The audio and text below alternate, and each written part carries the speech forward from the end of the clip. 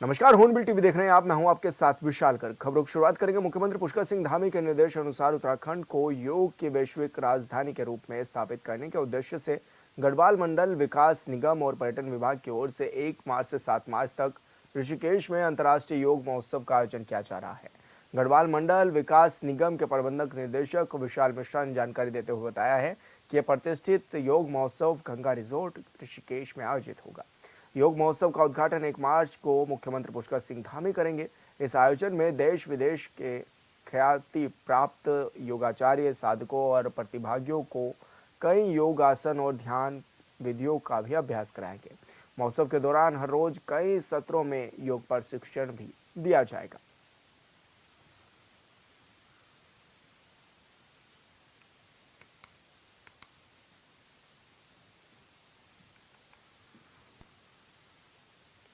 और संवाददाता अरुण सैनी हमारे साथ फोन लाइन पर जुड़ गए हैं। अरुण, क्या कुछ जानकारी मिल रही है, किस तरह की तैयारियां हैं योग महोत्सव को लेकर?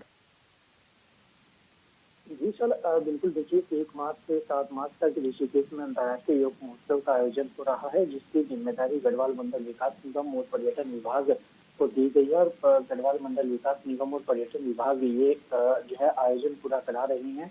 और इसी के साथ ही जो है ऋषिकेश में ये जो योगा महोत्सव आयोजित हो रहा है, इसको एक जो है बढ़ावा देने के लिए, योग को बढ़ावा देने के लिए इस तरीके से लगातार जो है योग फेस्टिवल होते हैं। और ऐसे में मुख्यमंत्री पुष्कर सिंह धामी ने भी कहा कि उत्तराखंड की जो पूरी दुनिया में योग और अध्यात्म की भूमि के रूप में पहचान है, और इसी के साथ ही योग ऋषिकेश जो है वो केवल योग की जो है अंतर्राष्ट्रीय राजधानी है, बल्कि भारत की संस्कृति और अध्यात्म की धरोहर का प्रतीक भी जो है ऋषिकेश है।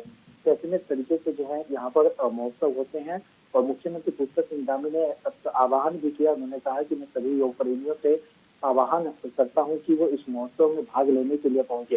तो ऐसे में जिस तरीके से योग को लगातार बढ़ावा दिया जा रहा है, और उत्तराखंड और ऋषिकेश योग और अध्यात्म का केंद्र भी है, तो ऐसे में यहाँ पर जिस तरीके से लगातार योग को बढ़ावा दिया जा रहा है, योग हमारे दैनिक जीवन में कई तरीके से जो है मददगार भी साबित होता है, कारगर भी साबित होता है। तो ऐसे में योग से लोग किस तरीके से फिट रहे, उसको लेकर जो लगातार इस तरीके के फेस्टिवल होते हैं, और लोग योग को देश विदेश में किस तरीके से बढ़ावा दिया जाए, इसको लेकर के तमाम तरीके के कार्यक्रम होते हैं। उसी के तहत ये कार्यक्रम भी हो रहा है। 7 दिनों तक ये पूरा फेस्टिवल चलेगा योग का, और इसमें देश विदेश से जो है हजारों की संख्या में योग प्रेमी यहाँ पर पार्टिसिपेट करेंगे, प्रतिभाग करेंगे, जिसको लेकर के तमाम तैयारियां भी की गई है। चाहे सुरक्षा व्यवस्था की बात हो या अन्य व्यवस्थाएं हो, शासन प्रशासन के द्वारा तमाम व्यवस्थाएं भी चाक चौबंद जो है इसको लेकर के की गई है। अरुण, जैसे कि आप बता भी रहे हैं कि देश विदेश से जो लोग हैं वो भी पहुंचेंगे, तो ऐसे में कितनी बड़ी संख्या में लोग पहुंच सकते हैं और उसको लेकर व्यवस्थाएं किस तरह से चाक चौबंद की गई हैं?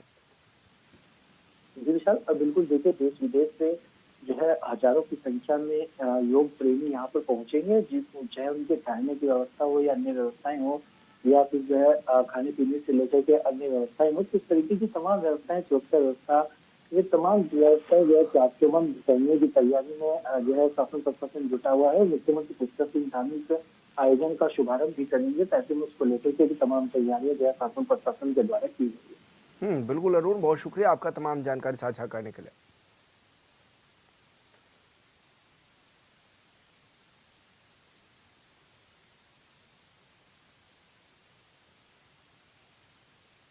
और देहरादून से बड़ी खबर, बड़बोले नेताओं का इलाज करने की तैयारी में बीजेपी। क्षेत्रवाद के बयानों से असहज है पार्टी। विवादित संवेदनशील मुद्दों पर बोलने से बचने को लेकर दिए निर्देश। पार्टी नेताओं के क्षेत्रवाद के मुद्दे पर बार बार आ रहे बयान। तो बड़ी खबर आपको बता रहे हैं, क्षेत्रवाद के बयानों से पार्टी असहज भी होती हुई नजर आ रही है। और पार्टी ने सभी नेताओं से ये दो टूक कह दिया है कि विवादित संवेदनशील मुद्दों पर बोलने से भी बचें, और इसको लेकर निर्देश भी पार्टी की ओर से जारी किए जा चुके हैं। आपको बता दें कि पार्टी नेताओं के क्षेत्रवाद के मुद्दे पर बार बार बयान भी आ रहे हैं, जिसको लेकर अब पार्टी असहज भी है और बड़बोले नेताओं का इलाज करने की तैयारी में भी बीजेपी जुट गई है।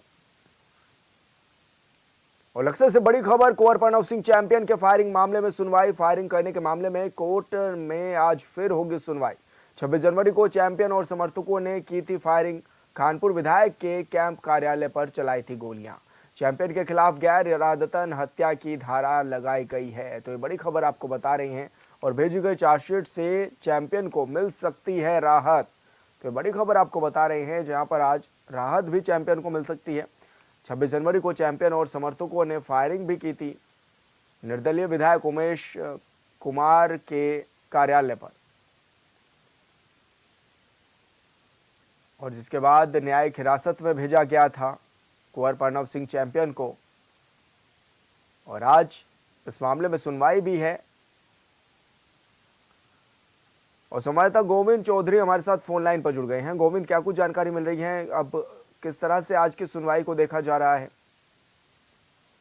बिल्कुल, देखिए विशाल, आज कुंवर प्रणव सिंह चैंपियन के मामले में सुनवाई होनी है। हालांकि 26 जनवरी को पूर्व विधायक को कुंवर प्रणव सिंह को ये जो मौजूदा खानपुर विधायक है उसमें एक विवाद हो गया था, जिसके बाद पुलिस ने दोनों के खिलाफ मुकदमा दर्ज कर दोनों को कोर्ट में पेश किया गया था, जहां कुंवर प्रणव सिंह चैंपियन को जेल भेज दिया गया था। हालांकि सबसे पहले ये 20 दिन की न्यायिक हिरासत में रखा गया था, लेकिन इसको यहाँ पे बढ़ाकर जो है कुछ दिनों को बढ़ा दिया गया था। आज जो है दोबारा से इसमें जो सुनवाई होनी है। अब देखने वाली बात ये होगी कोर्ट का क्या फैसला आता है। हालांकि इसमें जो मुकदमा लिखा गया था 307 यानी कि हत्या की धारा में, अब पुलिस ने उस धारा को हटाकर जो है धारा को बदला गया है और यहाँ पे अब कोर्ट का आज फैसला आने। अब देखने वाली बात ये होगी कि किस तरीके का आज का फैसला आएगा, क्या कोर्ट से चैंपियन को राहत मिलेगी या नहीं। जी मनोज, जिस तरह से देखा भी जा रहा था कि पहले गोलियां चलाई गई, फिर लंबे समय तक तबीयत भी खराब बताई गई, तो आज क्योंकि मामले की सुनवाई भी है और ये भी कहा जा रहा है कि धाराओं में भी कुछ चेंज किया गया है, चार्जशीट भी दाखिल की गई है, तो क्या राहत भी मिल सकती है मनोज इनको आज? बिल्कुल, देखिए लगातार जब सबसे पहले उनको कोर्ट में पेश किया गया था तो वहां से कोर्ट से उनको 14 दिन की न्यायिक हिरासत में रखा गया था। उसके बाद इनके जो चैंपियन के जो वकील था उनके द्वारा कोर्ट में एक याचिका दायर की गई थी। इसमें कहा गया था कि ये चैंपियन के द्वारा हत्या की नियत से जो है गोलियां नहीं चलाई गई थी, बल्कि अपने बचाव में गोलियां चलाई गई थी, जिसमें साफ तौर से देखा जा सकता है कि हवाई फायरिंग की एक वीडियो भी सोशल मीडिया पर वायरल हुई थी। हालांकि कोर्ट ने इस याचिका को रद्द कर दिया गया, तो यहाँ पे न्याय की हिरासत के जो दिन थे उनको बढ़ा दिया गया था, जिसके बाद यहाँ पे चैंपियन की तबीयत बिगड़ी थी, उनको हॉस्पिटल में रखा गया था। हालांकि अभी भी चैंपियन हॉस्पिटल में है, लेकिन डॉक्टरों का कहना है कि उनकी तबीयत में अभी सुधार है। अब यहाँ पे आज पुलिस ने अपनी चार्जशीट दाखिल की है कोर्ट को में, तो कहीं ना कहीं अब देखने वाली बात ये होगी कोर्ट की ओर से चैंपियन को क्या राहत मिलती है। हालांकि तमाम जो चैंपियन के समर्थक है वो आज कोर्ट परिसर के आसपास मंडरा रहे हैं। हालांकि अभी से लोगों का जमा होना वहाँ पे शुरू हो गया। लोगों को इस बात का इंतजार है कि आज जब चैंपियन के मामले में फैसला आएगा तो क्या कोर्ट उनको राहत देगी। हालांकि यही जताया जा रहा है कि जिस तरीके से हत्या की जो धारा थी उसको हटा दिया गया, तो इसमें कहीं ना कहीं चैंपियन को राहत मिल सकती है। जी बिल्कुल मनोज, बहुत शुक्रिया आपका तमाम जानकारी साझा करने के लिए। कावड़ियों के साथ अभद्रता और मारपीट करने के मामले में पुलिस ने IIT रुड़की के प्रोफेसर समेत 2 लोगों को गिरफ्तार कर लिया है। दूसरा आरोपी एक जिम ट्रेनर बताया जा रहा है। दोनों आरोपियों को न्यायालय में पेश करने की भी तैयारियां हैं। दरअसल 25 फरवरी की रात कुछ कावड़िया हरिद्वार से गंगाजल लेकर अपने गंतव्य की ओर जा रहे थे। आरोप है कि इस दौरान उनके साथ अभद्रता और मारपीट भी की गई।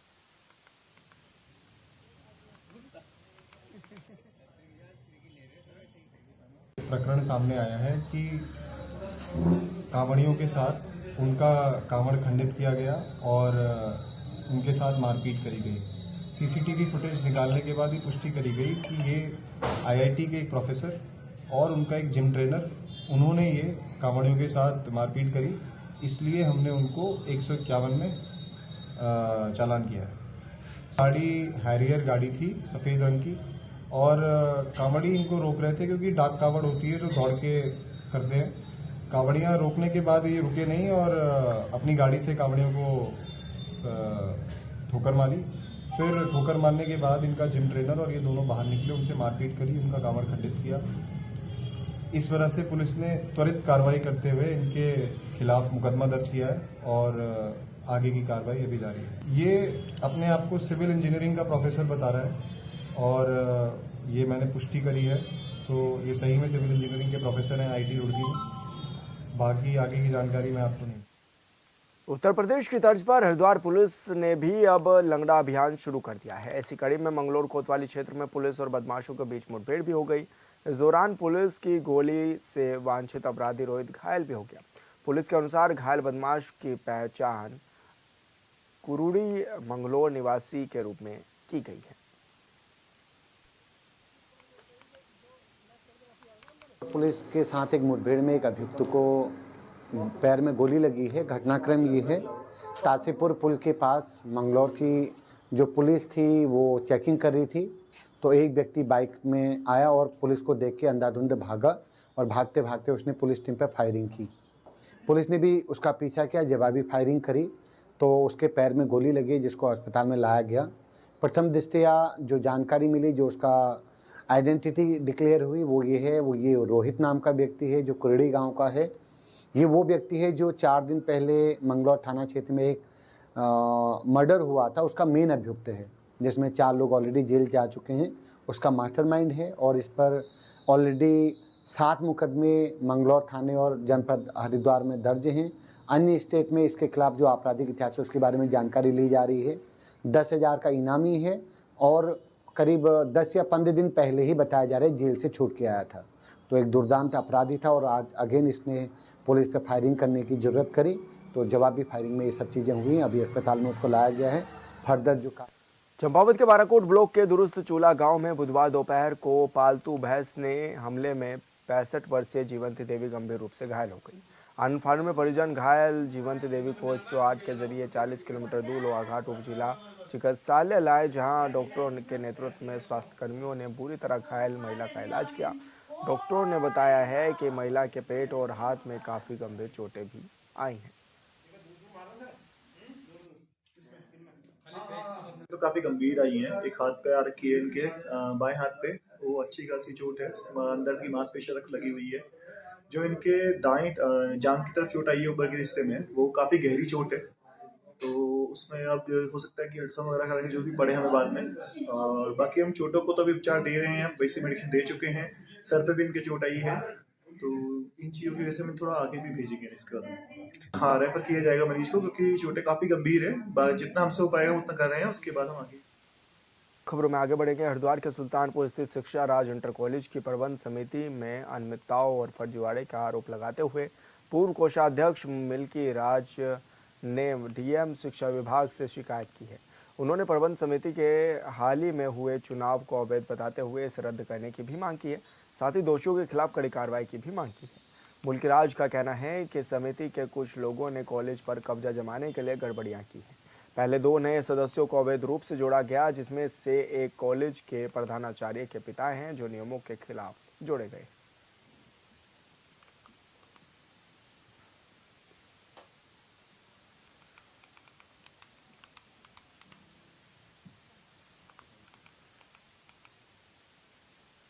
साल 2023 में प्रसिद्ध चारधाम यात्रा में पुराने साल रिकॉर्ड टूट गए, क्योंकि उस वर्ष 50 लाख से ज्यादा श्रद्धालु पहुंचे थे। लेकिन साल 2024 में आपदा की वजह से कई दिनों तक यात्रा मार्ग बाधित रहा, जिसकी वजह से यात्रियों को काफी परेशानियों का सामना भी करना पड़ा। लेकिन इस वर्ष सरकार अभी से ही तैयारियों में जुट चुकी है। इधर विपक्ष भी इस बात से सहमत है कि अगर यात्रियों की संख्या बढ़ती है तो ये अच्छी बात है, लेकिन उसके लिए तैयारियां पूरी होनी चाहिए। इस रिपोर्ट में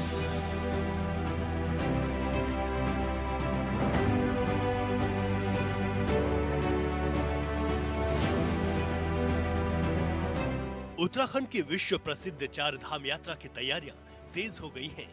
चारों धामों के कपाट खुलने की तिथि तय होने के बाद अब तैयारियों पर विशेष ध्यान दिया जा रहा है। इस वर्ष चार धाम यात्रा 30 अप्रैल को गंगोत्री और यमुनोत्री धाम के कपाट खुलने के साथ शुरू हो जाएगी और यात्रा के लिए ऑनलाइन पंजीकरण 11 मार्च से प्रारंभ कर दिए जाएंगे, ताकि यात्रा पर आने वाले तीर्थयात्री समय से पंजीकरण करा सकें।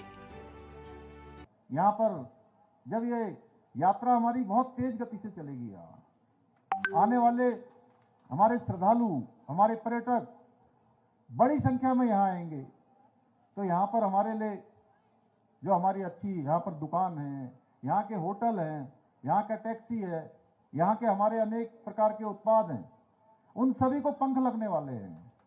यहाँ की अर्थव्यवस्था को पंख लगने वाले हैं और आज हम हर क्षेत्र में आगे बढ़ रहे हैं। मेरा बहुत दिनों से था कि मैं सारे क्षेत्र में, अगर मैं पूरे केदारखंड की बात करूं तो हमारे चारों धामों में आने वालों की संख्या बहुत बढ़ गई है। हर साल तीर्थयात्रियों की, श्रद्धालुओं की, पर्यटकों की संख्या बढ़ती जा रही है। केदारखंड के साथ साथ मानसखंड में भी आज आदि कैलाश की प्रधानमंत्री जी की यात्रा के बाद उस क्षेत्र में, सीमांत क्षेत्र में भी आज प्रातःकाल में जब देहरादून से हरिद्वार जा रहा था तो पूरे हमारे गुंजी क्षेत्र से, जो भारत का सीमांत क्षेत्र है हमारा, उस क्षेत्र से लोग आए हुए थे। उस क्षेत्र में भी यात्रा तेजी से बढ़ गई है, यानी कि इतने अभी संसाधन नहीं है जितने वहां लोग आ रहे हैं। उत्तराखंड के 3 जिलों में चमोली, रुद्रप्रयाग और उत्तरकाशी में 4 धाम स्थित हैं। वहां की आर्थिक व्यवस्था इस यात्रा से जुड़ी है। साथ ही हरिद्वार, देहरादून, टिहरी, पौड़ी जिलों के लोगों की रोजी रोटी के लिए भी यह यात्रा महत्वपूर्ण होती है। लिहाजा इन स्थानों पर अभी से ही तैयारियां की जा रही हैं। राज्य के सीएम पुष्कर सिंह धामी इसे लेकर खुद ही इस बार भी गंभीर दिखाई दे रहे हैं। यात्रा मार्गों पर वहीं रुकने की व्यवस्था की जा रही है, जहां यात्रियों को सारी सुविधाएं मिल सकें। कांग्रेस पार्टी ने हमेशा सरकार से ये मांग की है, क्योंकि आपको पता है 4 धाम यात्रा जो है वो वहाँ के लोगों के लिए, पहाड़ के लोगों के लिए और अन्य लोगों के लिए भी आजीविका के एक बहुत बड़ा सोर्स है। तो इसलिए कांग्रेस पार्टी हमेशा सरकार से कहती है, क्योंकि ये देवभूमि की साख का सवाल है, उसकी गरिमा का सवाल है, उसकी इज्जत का सवाल होता है। तो इसीलिए आप जो वादे करें उनको धरातल पे ज़रूर उतारें, क्योंकि आप कह तो देते हैं कि बुजुर्गों के लिए अलग अरेंजमेंट किया जाएगा, वाटर टैंक का किया जाएगा और जो है ऑक्सीजन के भी अरेंजमेंट किए जाएंगे, हर 100 मीटर पे अस्पताल होंगे, लेकिन सरकार कभी भी इन वादों को धरातल पर नहीं उतारती। 30 अप्रैल को गंगोत्री और यमुनोत्री धाम के कपाट खुलेंगे, तो 2 मई को केदारनाथ धाम के कपाट खुलेंगे और 4 मई को बद्रीनाथ धाम के कपाट खुलेंगे। जाहिर है तैयारियों के लिए अब बहुत ज्यादा वक्त नहीं है। यही वजह है कि स्वास्थ्य विभाग भी इसे लेकर अलर्ट है। हाल ही के दिनों में हुई बैठक में यह तय किया गया है कि इस बार 50 वर्ष से अधिक आयु के यात्रियों का हेल्थ प्रोफाइल पंजीकृत कराने और 4 धाम यात्रा पर आने वाले श्रद्धालुओं की स्वास्थ्य जांच के लिए स्क्रीनिंग पॉइंट की व्यवस्था भी बढ़ाई जाएगी। पिछली बार जिस तरीके से अव्यवस्थाएं फैली थी, जिसकी वजह से जो है उत्तराखंड को काफ़ी जो है उसकी छवि को नुकसान हुआ था, क्योंकि ये पूरा विश्व देखता है, पूरे विश्व की आस्था का केंद्र है हमारे 4 धाम। तो सरकार जो कहे उसे धरातल पे उतारे, क्योंकि जब सरकार ऐसा नहीं करती है तो इससे देवभूमि की जो अपनी एक गरिमा है उस पर चोट पहुँचती है। मंगलवार को सचिवालय स्थित कक्ष में सचिव स्वास्थ्य डॉक्टर आर राजेश कुमार ने बताया कि यात्रा मार्ग पर 26 मेडिकल रिलीफ पोस्ट और 50 स्क्रीनिंग पॉइंट्स हैं। इस पर सचिव स्वास्थ्य ने इस वर्ष यात्रियों की संख्या बढ़ाने की संभावना के दृष्टिगत एमआरपी और स्क्रीनिंग पॉइंट्स की संख्या बढ़ाने के निर्देश दिए हैं। उन्होंने कहा कि 4 धाम यात्रा मार्ग पर विभाग की तैयारियों में श्रीनगर मेडिकल कॉलेज की अहम भूमिका है। देखिए, ऐसा है, मैं कांग्रेस पार्टी से यही अनुरोध करूंगी कि वो इस बार 4 धाम यात्रा में खुद भी जाएं और जो पूरा स्टेटस है वो उनके सामने आ जाएगा। हमारी कोशिश ये है कि हम लोग कहीं पे भी कोई कमियां रहती हैं उनको सुधारें और तत्कालीन जो जितनी भी व्यवस्थाएं होती हैं वो हम जनता को करके दें। तो सरकार की पूरी तैयारी है, सरकार 4 धाम यात्रा के लिए पूरी तरीके से तैयार है। पिछली बार की कमियों से सबक लेते हुए इस बार 4 धाम यात्रा के लिए 60% ऑनलाइन और 40% ऑफलाइन पंजीकरण की प्रक्रिया को सुचारू रूप से चलाने का निर्णय लिया गया है। ऑफलाइन पंजीकरण यात्रा शुरू होने से 10 दिन पहले होंगे, तो वहीं ऑनलाइन पंजीकरण 11 मार्च से शुरू हो जाएंगे। 4 धाम यात्रा को लेकर हुई बैठक में सीएम पुष्कर सिंह धामी ने श्रद्धालुओं की स्वास्थ्य सुरक्षा पर विस्तार से चर्चा की, जिसमें उन्होंने आदेश दिए हैं कि यातायात समेत तमाम सुविधाओं को बेहतर बनाने पर जोर दिया जाए। अभी आप देख रहे हैं कि माननीय प्रधानमंत्री जी शीतकालीन यात्रा का भी जो है उनका आगामी कार्यक्रम बन रहा है। तो सभी तरीके से हमारी जो 4 धाम यात्रा है वो शासन प्रशासन की दृष्टि से सभी व्यवस्थाओं के साथ में श्रद्धालुओं को मिले, ये हमारी कोशिश है। साल 2024 में पुराने सारे रिकॉर्ड टूट गए थे, लेकिन साल 2025 में आपदा की वजह से यात्रा बाधित हो गई थी। इस बार चिन्हित भूस्खलन वाली जगहों पर विशेष निगरानी रखने की बात कही जा रही है, ताकि यात्रा सुचारू रूप से चलती रहे। 4 धाम यात्रा में देश दुनिया से लाखों लोग शामिल होते हैं। जरूरी है कि लाखों लोगों की सुविधाओं पर जोर दिया जाए।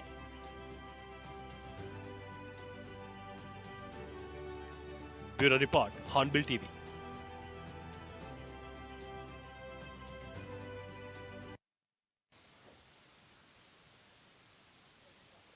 उत्तराखंड में जल जीवन मिशन का काम जारी है। सरकार का दावा है कि 80% काम पूरा हो गया है। आंकड़ों पर ध्यान दें तो अब तक 14 लाख से ज्यादा घरों में नल से जल पहुंचा दिया जा चुका है। और सरकार के दावों में कितनी सच्चाई है ये तो कहना मुश्किल है, लेकिन कई इलाकों से ये खबर सामने आ रही है कि 3 वर्ष से जारी काम अभी तक पूरा नहीं हो पाया है, जिसके कारण लोग परेशान हैं, क्योंकि गर्मियों में पानी की काफी किल्लत हो सकती है। चंपावत के रौसाल में पानी की किल्लत, महिलाओं ने फिर किया विरोध प्रदर्शन, ठेकेदार पर लापरवाही का लगा आरोप।